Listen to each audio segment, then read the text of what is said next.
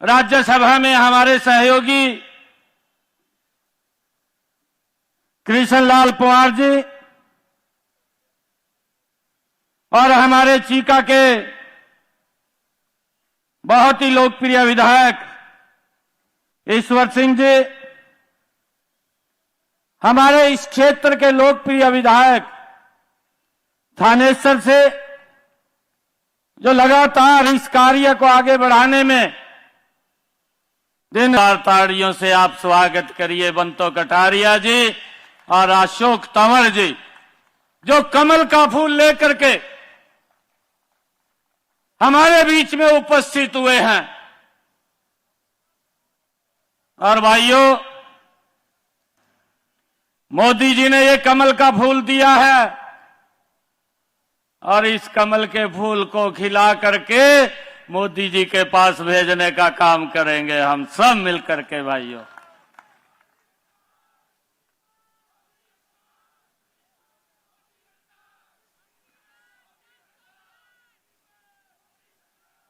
और एक और बात बता रहा हूं, आने वाले समय में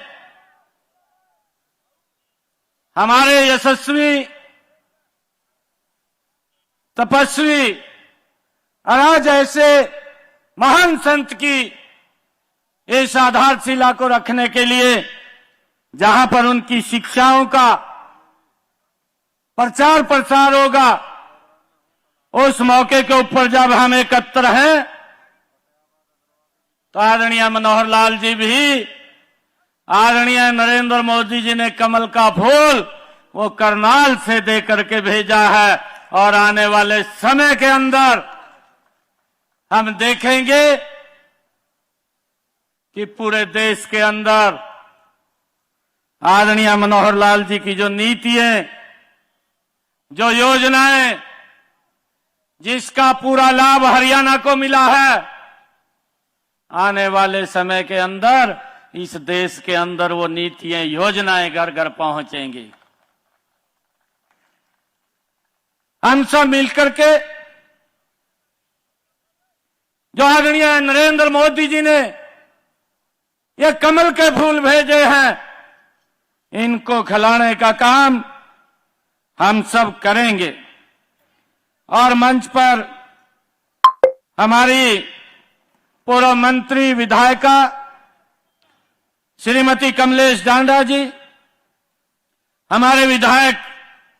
चौधरी लीलाराम जी, रेखा रानी जी चेयरमैन नगर पालिका चीका, रवि बतान जी जिलाध्यक्ष एससी मोर्चा, कृष्ण बेदी जी पूर्व मंत्री, कर्णदेव काम्बोज जी, डॉक्टर पवन सैनी जी पूर्व विधायक, धर्मवीर मिर्जापुर जी, अशोक गुर्जर जी और उपस्थित आज इस पवित्र अवसर के मौके के ऊपर हमारे इस लोकसभा क्षेत्र से पधारे हुए सभी महानुभाव,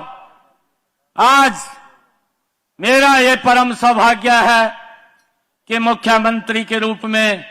आज इस पवित्र स्थान के ऊपर मुझे आने का मौका मिला। मैं आप सबको हाथ जोड़ करके प्रणाम करता हूं। बातें बहुत आ गई हैं, बस भाई सम्मानित मंच, मेरे पुराने सब मंत्री साथीगण, क्योंकि मैं भी बार बार जबान सबकी फिसल रही थी, कोई मुझे किसी नाम से पुकार रहा था, कोई किसी नाम से पुकार रहा था, तो मैं तो सोच समझ के बोल रहा हूं कि मेरे आज के नहीं जो मंत्रीगण है वो मेरे पुराने साथी हैं। आज जो विधायक बैठे हैं ये भी अब चंद दिनों के विधायक हैं। नई भूमिका में आज जो सांसद बैठे हैं वो भी चंद दिनों के सांसद हैं, क्योंकि कल से भूमिका सबको अपनी अपनी पता लग जाएगी। आचार संहिता लागू होने वाली है और उसके बाद कौन कहां का सांसद होगा उसकी भूमिका बननी शुरू हो जाएगी। मित्रों, मुझे बहुत अधिक न कहते हुए इतना ही कहना है कि आज का जो विशेष अवसर है, संत समाज के सम्मान में हमने हरियाणा में जितनी योजनाएं चलाई हैं, उसी में एक बहुत प्रतीक्षित योजना, बहुत दिनों से विचार चल रहा था कि श्री गुरु रविदास जी के उनके स्मरण में एक बड़ा शहीदी स्थान स्मारक बनाया जाए। उनके स्मरण में एक स्मारक बनाने का काम वास्तव में मुझे 7 महीने पहले अगस्त 2023 में, जब मध्य प्रदेश के सागर स्थान के ऊपर प्रधानमंत्री जी ने श्री गुरु रविदास जी का एक विशाल भव्य मंदिर, उसका शिलान्यास किया था। बहुत बड़ा मंदिर वहां बनाया जा रहा है, 11 एकड़ में बनेगा, 100 करोड़ रुपए की लागत से वो बनेगा। उसका मैंने बनते हुए का स्वरूप देखा है। मन में विचार आया कि इन संतों की प्रेरणा हमारी नई पीढ़ी को मिलती रहे। हमने भी घोषणा की थी कि कुरुक्षेत्र में हम इस 5 एकड़ के स्थान पर श्री गुरु रविदास जी के स्मारक के नाते एक भव्य भवन, एक भव्य मूर्ति ये यहां बनाएंगे। और इसके लिए तय तो हमने 5 एकड़ जमीन की थी, लेकिन आज जो मुझे बताया गया निशानदेही करने के बाद ये लगभग 5 एकड़ 3 कनाल जमीन निकली है, उससे ज्यादा ही निकली है उस पूरी जमीन को। और जहां तक इस स्मारक के स्थल का कुल लागत का अगर विचार करते हैं, तो यह जमीन ही अपने आप में 27 करोड़ रुपए की जमीन है। 27 करोड़ की तो ये जमीन है। और इसके ऊपर जो भव्य स्थान बनेगा,